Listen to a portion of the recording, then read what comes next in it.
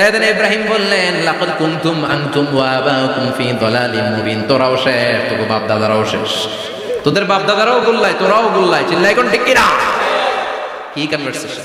এরপরে বাৎসরিক পূজা অনুষ্ঠানের দিন আসলো। কিছুদিন আগে একটা হয়েছে না সরস্বতী, এটা বোধহয় হিন্দু ভাইদের বিদ্যার দেবী। এরা এক একজনের কাছে এক একটা জিনিস নিয়ে যাওয়া লাগে। আমরা সব জিনিস চাই একজনের কাছে, তিনি কে? এটা কঠিন না সহজ? বিদ্যার জন্য ওই মন্দিরে, সৌন্দর্যের জন্য এই মন্দিরে, খাদ্যের জন্য দুর্গার কাছে, ঝামেলা না? আমরা সব কিছুর জন্য একজনের কাছে যাই, তিনি কে? বাৎসরিক পূজা অনুষ্ঠানে সবাই ইব্রাহিমকে ধরছে, ইব্রাহিম চল আমরা পূজা দিতে যাব। সাইয়েদনা ইব্রাহিম ফানাযারা নাযরাতান ফিন নুজুম, তাকালেন আকাশে আর বললেন ইন্নী সাকিম, আমি যেতে পারবো না, আমি অসুস্থ। আমি কি আসলে সুস্থ ছিলেন? তো সুস্থ বললেন কেন? কারণ অসুস্থতা দুই ধরনের, চিল্লায় বলেন, একটা শারীরিক আর একটা। সাইয়েদনা ইব্রাহিম মানসিকভাবে প্রচন্ড বিপর্যস্ত ছিলেন, অসুস্থ ছিলেন। এর কারণ গোটা উম্মত মূর্তির পূজা করে, এই দৃশ্য দেখে কোনো নবী মানসিকভাবে সুস্থ থাকতে পারে? উনি বললেন আমি অসুস্থ, তোমরা যাও। সবাই বলল ঠিক আছে আমরা যাই। ইব্রাহিম তুই আমাদের ঘরের মূর্তিগুলারে পাহারা দে। মূর্তি পাহারাদার এখন ভালো লোক পাওয়া গেছে, মূর্তি পাহারা দেওয়ার জন্য ভালো একজন পাহারাদার পাওয়া গেছে। নাম কথা কন, কথা বুঝতে কষ্ট হচ্ছে মনে হয়। মূর্তি পাহারা দেওয়ার জন্য কারে পাওয়া গেছে? সাইয়েদনা ইব্রাহিম কয় ঠিক আছে আজকে পাহারা দিমু, জন্মের পাহারা, যা তোরা দিতাছি, পাহারা দিতেছি যা। এইবার সাইয়েদনা ইব্রাহিম মূর্তির ঘরে ঢুকলেন। দেখেন কি সুন্দর কথোপকথন আল্লাহ তুলে ধরলেন। আল্লাহু আকবার। মূর্তির ঘরে, দেবীর ঘরে ঢুকে উনি ঘুরে ঘুরে তাকায়, দেখে একটা এমনি আর একটা ব্যাগ, 14-15টা হাত নিয়ে তাকায় আছে। উনি সবগুলোর সামনে এভাবে তাকায় আছে, দেখে এক একটা চেহারা, একটা হাতি গণেশ স্টাইল, আর একটা এরকম, আর একটা নারী, আর একটা বাঘের, আর একটা তলোয়ার নিয়ে আইতাছি কোপায় ফেলায়, আছে না নাই? সবগুলোর সামনে যায়, যে দেখে আর অবাক কত ধরনের খোদার কাছে এরা কত কিছু চায়। আর যে দেখে প্রত্যেকটার সামনে ডেজার্টস আইটেম, মিষ্টান্ন, এক একটা সামনে রসমালাই, এক একটা সামনে কালো জাম, লাল জাম, রসগোল্লা, চামচাম, দুধ মালাই, মালাই চপ, আছে না নাই? জিব্বে পানি চলে আসছে নাকি? তো সাইয়েদনা ইব্রাহিম অবাক, কি রে এত মূর্তি, এত ডিজাইন, এত ভাবে আর অঙ্গভঙ্গি করে আছে, এত খাবার দেয়া, খায় না কেন?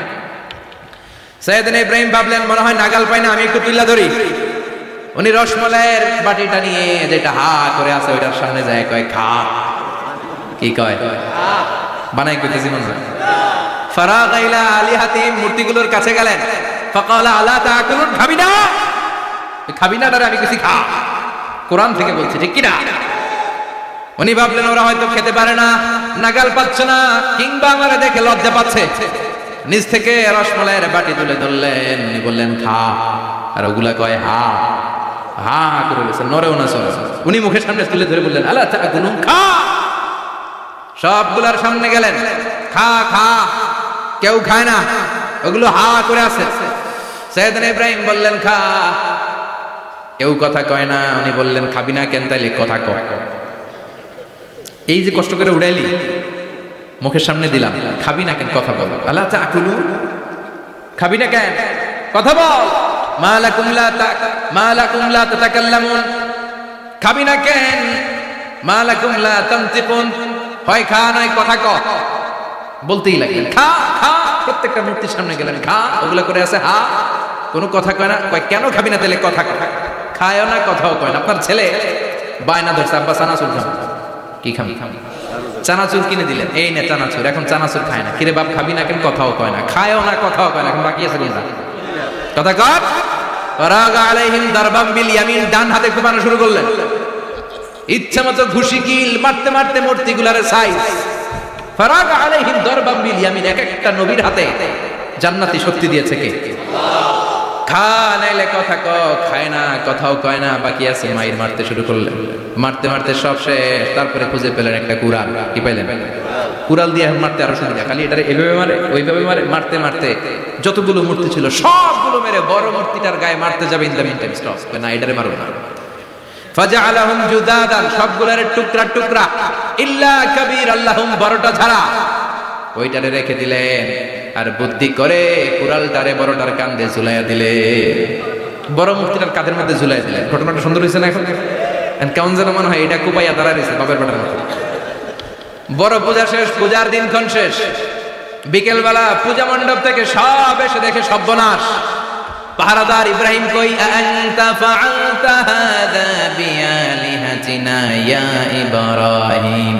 ইব্রাহিম সর্বনাশ কে কইছে? তুই কইছত নি? কাইন বড়টাই কইছে, ওইটারে জিজ্ঞেস কর। বাল ফাআলাহু কাবীরুহুম হাদা ফাসআলুহুম ইন কানু ইয়ানতিকুন। কোরআন থেকে বলছে, আমি করি নাই। ওই দেখ কুড়ালটা কার কান্দে, বড়টার কান্দে, ওইটারে জিগা। সবাইকে খাইছে। সবাই বলে, ইব্রাহিম তুমি কি জানো না এগুলো কথা বলে না? সৈয়দনা ইব্রাহিম বলে যে এটা কথা কয় না, ওইটার পূজা করস কে? যেটা কথা বলে না, যেটা নিজেরাই নিজেদেরকে মায়ের থেকে বাঁচাতে পারে না, নিজেরাই নিজেদেরকে রক্ষা করতে পারে না, তোরে কিভাবে রক্ষা করবে? এগুলোর পূজা কেন করিস? ফাবুহিতাল্লাযী কাফার। কারো কোনো জবাব নাই, লা জবাব। সবাইকে, ইব্রাহিম তুই বড্ড বেড়ে গিয়েছিস, তোরে নমরুদের কাছে নেওয়া হবে, রশি দিয়ে পেঁচিয়ে নমরুদের কাছে নেওয়া হবে। নমরুদের নাম শুনছেন? শোনেন নাই বোধহয়, শোনেন নাই? পৃথিবীতে 4 জন বাদশা ছিল, যারা গোটা বিশ্বের বাদশা। গোটা বিশ্বের 2 জন কাফের, 2 জন মুমিন। মুসলমানের একজন হচ্ছে যুলকারনাইন, আরেকজন হচ্ছে সাইয়েদনা সুলাইমান। কাফেরের একজন হচ্ছে বাখতানাসার, আরেকজন হচ্ছে নমরুদ। এই নমরুদের কাছে নিয়ে যাও, রশি দিয়ে বেঁধে। এবার নমরুদের সাথে কি ডায়ালগ মারছে এটা তো আর কোরআনে নাই। কথা কও, এটাও আছে। নমরুদ বলে, ইব্রাহিম শুনলাম তুমি নাকি আমাদের খোদাগুলোরে মারছো, তুমি নাকি কোন আল্লাহর ইবাদত করো, তুমি নাকি কোন নতুন রবের তথ্য নিয়ে আমাদের বাবেল নগরীতে আগমন করেছো। আমি ছাড়া কোনো খোদা আছে বলে তো আমি শুনি নাই। এই বাবেল নগরীতে আমি ছাড়া কোনো খোদা আছে আজকে নতুন শুনলাম। কে তোমার খোদা? কি তার পাওয়া?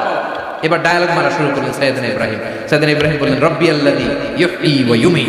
আমার রব এমন রব যিনি জীবন দেয় আবার মরণও দেয়। প্রথমটারে দিলাম মরণ, পরেরটারে দিলাম জীবন।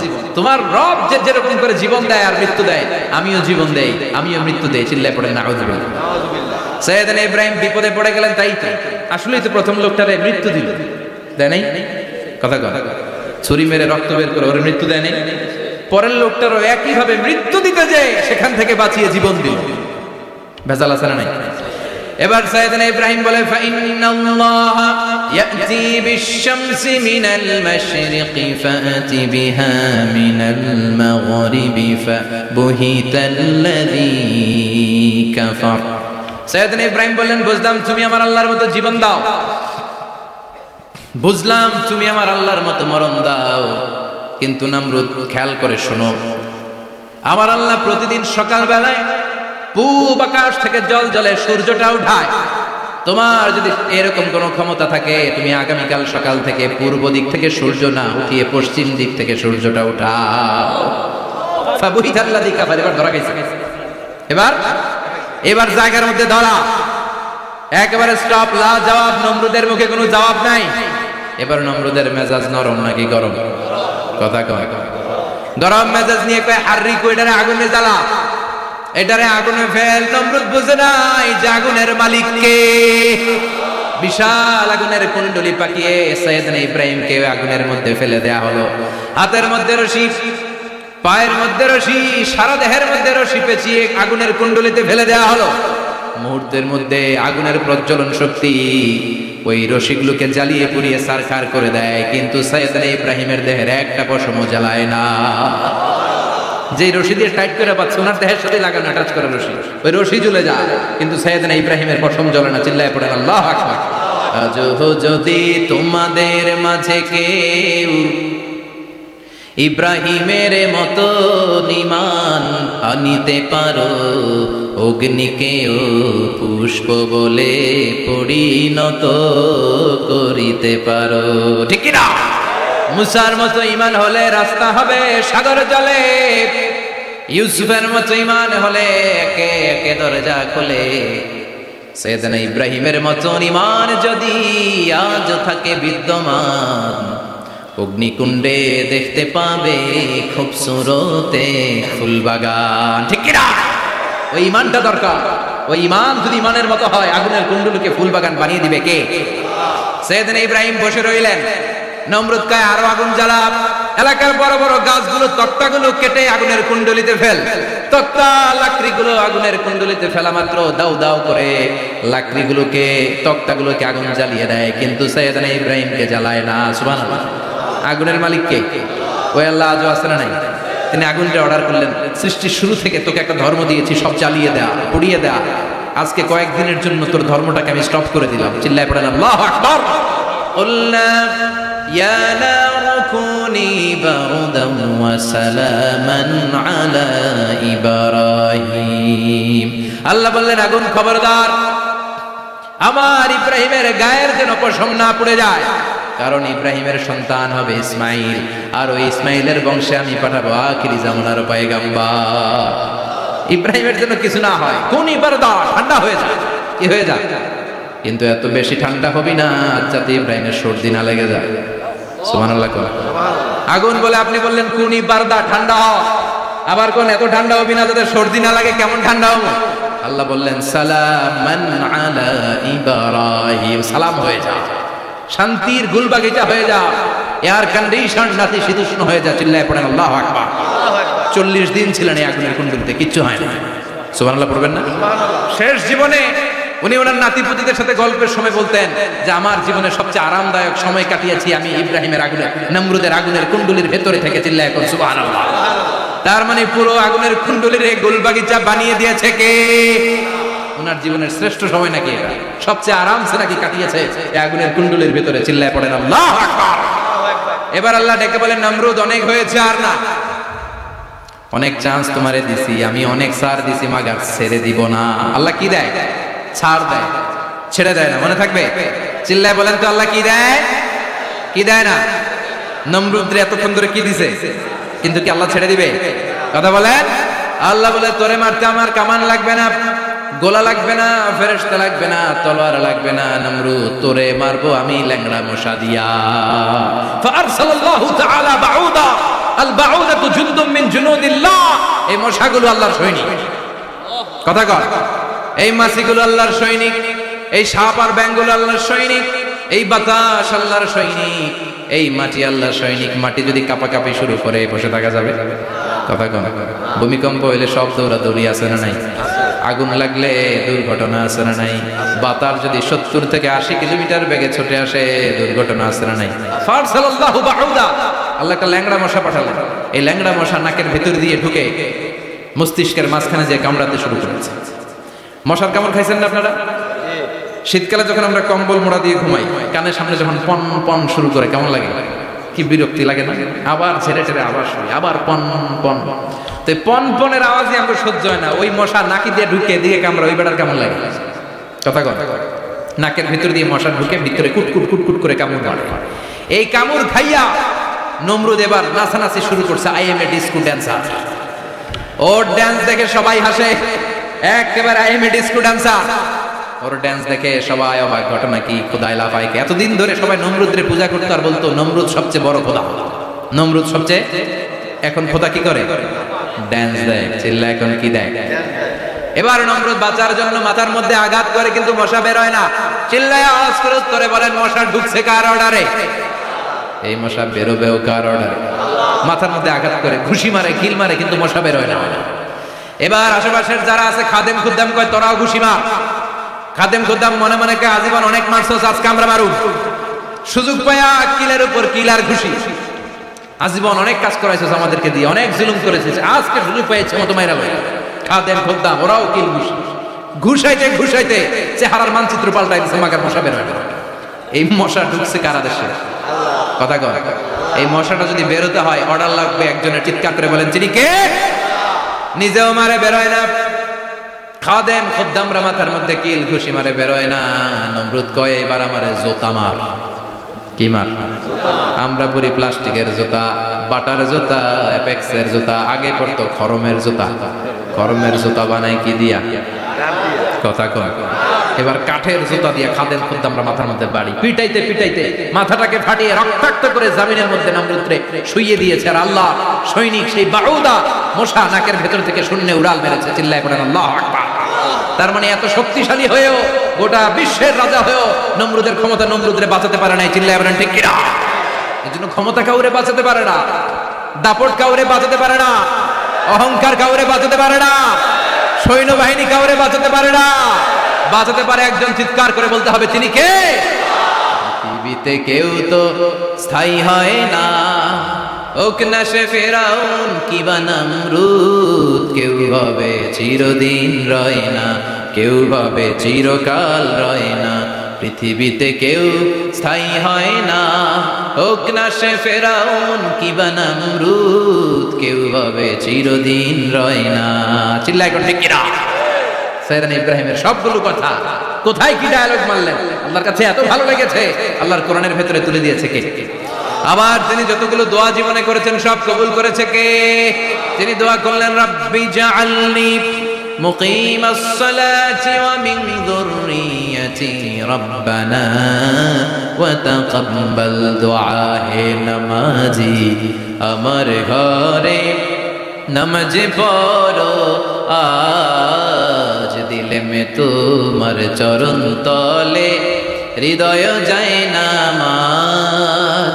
হে নামাজি, আমার ঘরে নামাজ পড়ো আজ, দিলে মে তোমার চরণ তলে হৃদয় যায় নামাজ। আল্লাহু আকবার পড়েন। তিনি দোয়া করলেন, আল্লাহ রাব্বি জাআলনি মুকিমাস সালাহ, আল্লাহ আপনি আমার নামাজ কায়েমকারী বানান। কি কায়েমকারী? তার মানে নামাজ পড়লে সবাই মিলে পড়তে হবে, ঠিক কি না? নামাজ কায়েমকারী বানান, আমার সন্তান ইসমাইলের নামাজ কায়েমকারী বানান। আমার দোয়াটা কবুল করেন। কবুল করে নিল কে? আবার বললেন, আল্লাহ মক্কার নিরাপদ বানান। কবুল করলো কে? আবার বললেন, ওয়াবা'আস ফীহিম রাসূলা, আল্লাহ এই শহরে একজন নবী পাঠান। কবুল করলো কে? যত দোয়া করছে সব কবুল করে নিল কে? এজন্য সাইয়েদনা ইব্রাহিমের জীবনী থেকে কি কি শিক্ষা গুনতে শুরু করেন। নাম্বার 1, আল জিহাদু দিদ্দা শিরক। ওনার জীবন থেকে প্রথম শিক্ষা হচ্ছে শিরকের বিরুদ্ধে জিহাদ। মুমিনের জীবনে জিহাদ চলবে কিসের বিরুদ্ধে? উনি মূর্তির সাথে আপোষ করে নাই, গাছের সাথে আপোষ করে নাই, মাছের সাথে আপোষ করে নাই, ধ্রুবতারা চাঁদ সূর্যের সাথে আপোষ করে নাই। উনি এক আল্লাহকে খুঁজে পেয়েছে। চিল্লায় বলেন ঠিক কিনা? আল্লাহ সব গুনাহ ক্ষমা করে, শিরকের গুনাহ ক্ষমা করে। 2 নাম্বার শিক্ষা হচ্ছে সত্যকে অন্বেষণ করতে হবে। ওইটা আমার বাবার বিরুদ্ধে যাক, ওইটা আমার দাদার বিরুদ্ধে যাক, ওইটা আমার দলের বিরুদ্ধে যাক, ওইটা আমার মতের বিরুদ্ধে যাক, সত্য যেখানে আমিও সেখানে। চিল্লায় এখন ঠিক কিনা?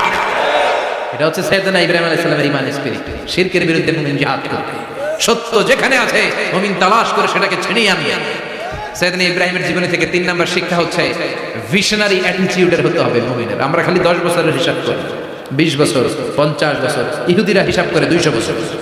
কোন কাজ করার আগে 200 বছর পরে কি হতে পারে ওইটা হিসাব করে। সাইয়েদনা ইব্রাহিম এরকম ভিশনারি ছিলেন, এজন্য দোয়া করেছেন, রব্বানা ওয়াবা'আস ফীহিম রাসূলা। আল্লাহ যদিও ধুধু প্রান্ত জনমানব হীন একটা এলাকা, আপনি এলাকায় এমন একজন নবী পাঠান যেই নবীর আঁচলের নিচে গোটা বিশ্বটা একত্রিত হয়ে যাবে। কবুল করলেন কে? কি ভিশন দেখছেন, কি ভিশনারি অ্যাটিটিউড। তিনি তখন থেকেই বিশ্বনবীকে দেখতে পেয়েছেন। এজন্য ভিশনারি অ্যাটিটিউডের হন, স্বপ্নবাজ হন। স্বপ্ন সেটা না যেটা মানুষ ঘুমিয়ে ঘুমিয়ে দেখে, স্বপ্ন সেটা যেটা অর্জনের আকাঙ্ক্ষা মানুষের ঘুমাতে দেয় না। এটা ছিলেন সাইয়েদনা ইব্রাহিম, ভিশনারি অ্যাটিটিউডের ছিলেন। 4 নাম্বার শিক্ষা, যোগ্য প্রজন্ম তৈরি করে যাওয়া। উনি কি প্রজন্ম তৈরি করছে দেখেন। প্রথম ছেলে ইসমাইল, দ্বিতীয় ছেলে ইসহাক। ইসহাকের চ্যানেলে বনি ইসরাইলের সব নবীরা আসলো, আর এই চ্যানেলে বিশ্ব নবী আসলো। তার মানে বাপকা বেটা সিপাহী কা ঘোড়া। প্রজন্ম তৈরির দরকার আছে না নাই? শিরকের বিরুদ্ধে লড়াইয়ের দরকার আছে না নাই?